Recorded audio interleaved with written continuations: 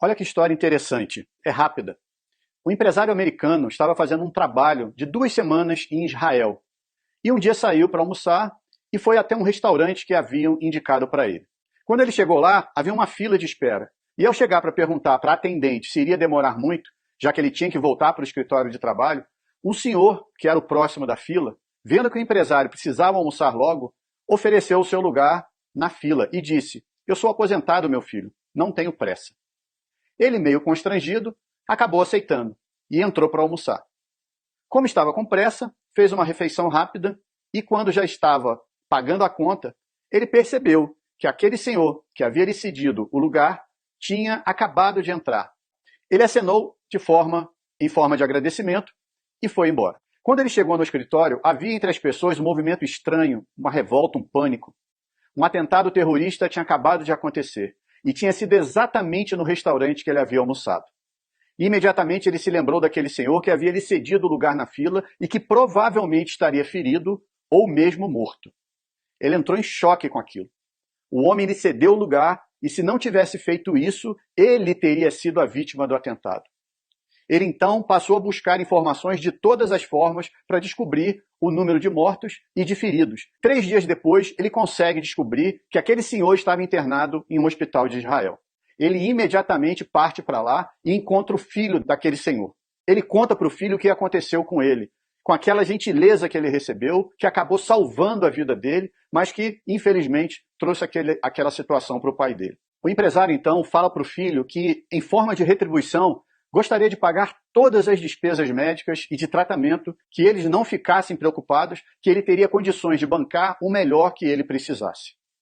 O filho daquele senhor explica que não haveria necessidade dele fazer nada daquilo, pois lá em Israel, as vítimas de atentado terroristas recebem toda a assistência do governo. O empresário, de qualquer forma, deixa com o rapaz seus telefones de contato e diz que qualquer coisa que eles precisassem, que ele poderia pedir para ele.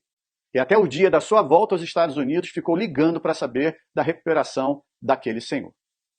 O empresário volta aos Estados Unidos e 6 meses depois desse ocorrido, ele recebe uma ligação do filho daquele senhor, dizendo que o pai dele, em função das sequelas do atentado, daquele atentado, precisava de uma cirurgia muito delicada e que somente nos Estados Unidos ele poderia fazer. E perguntou se o empresário poderia ajudá-los de alguma forma. O empresário imediatamente disse que sim. Pegou os dados deles e já pediu para sua secretária executiva providenciar tudo o que fosse necessário para a vinda dos dois para os Estados Unidos. Passagem, consultas, internação, hotel, tudo. No dia do voo em que os dois, vindos de Israel, iriam chegar nos Estados Unidos, o empresário liga cedo para sua secretária e avisa que não iria trabalhar naquela manhã, pois ele ia pessoalmente buscá-los no aeroporto. E assim ele fez.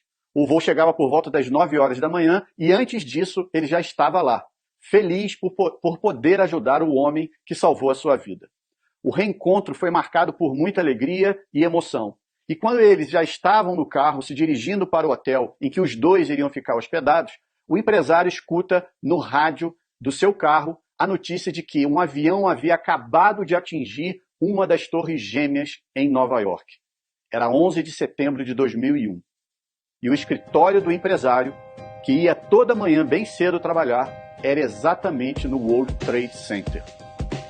A presença daquele senhor na vida do empresário havia salvo novamente a vida dele.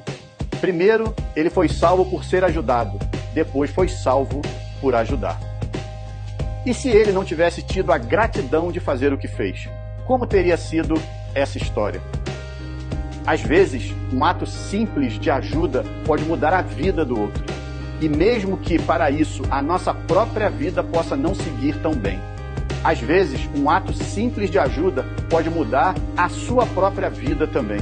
E assim, sua vida seguir muito bem. Exerça a gratidão. Fica a dica. Um abraço. Tchau, tchau.